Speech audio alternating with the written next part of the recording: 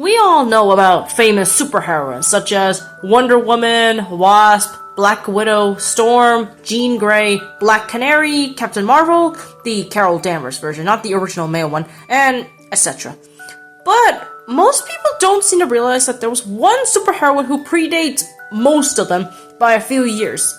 In the year 1941, Nelvana of the Northern Lights made her debut in the short-lived Canadian comics Triumph Adventure Comics, and was an Inuit woman of half human and half god, and was essentially a demigoddess of indigenous background, thus making her an early depiction of indigenous heroes, which was pretty rare at the time. Her in-universe backstory is that she was born from a human woman who was mortal and the indigenous god of the Northern Lights, Koliak the Mighty. Of course, as most demigod stories go, such a union was seen as forbidden, with Nelvana unfortunately being left without a father who had to go back to the spirit realms, but often appeared to assist his daughter in her missions. Nelvana's powers include being able to fly, as shown by her comic book cover, melting metal, disrupting heat waves, summoning her godlike powers on her father's side, turn invisible, use telepathy, and change her physical form. Her allies besides her parents include her brother Tanero and a Mountie named Corporal Keen, which is interesting because we rarely see Mounties in comic book stories due to most of them being American-based. Apparently, according to the comics, Tanero had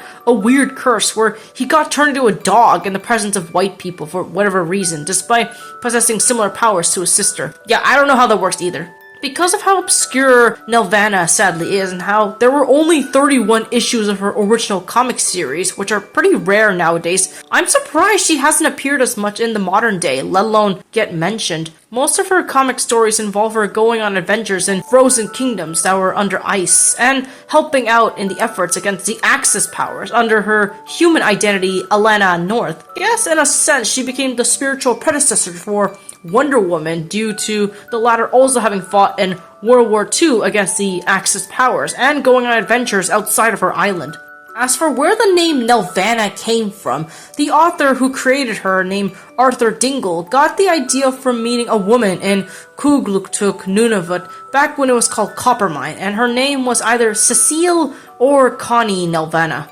Fun fact, the Canadian animation studio Nelvana was actually named after the superheroine Nelvana, and she became something of a mascot for them besides the iconic polar bear. Interestingly enough, in the Marvel comics, or at least the Canadian superhero group Alpha Flight, who rarely appear in animation or other adaptations for whatever reason, have a connection to Nelvana, though it's a different version of her who is spelled Nelvana with two N's. In that series, one of the members of Alpha Flight, named Nadia, aka Snowbird, is the daughter of Nelvana, who is a goddess that sired her from a mortal man, in a reversal of the original Nelvana's backstory, albeit gender inverted. You can say some broad strokes occurred for this case, with Snowbird being the closest thing we have to a spiritual successor of the original Nelvana.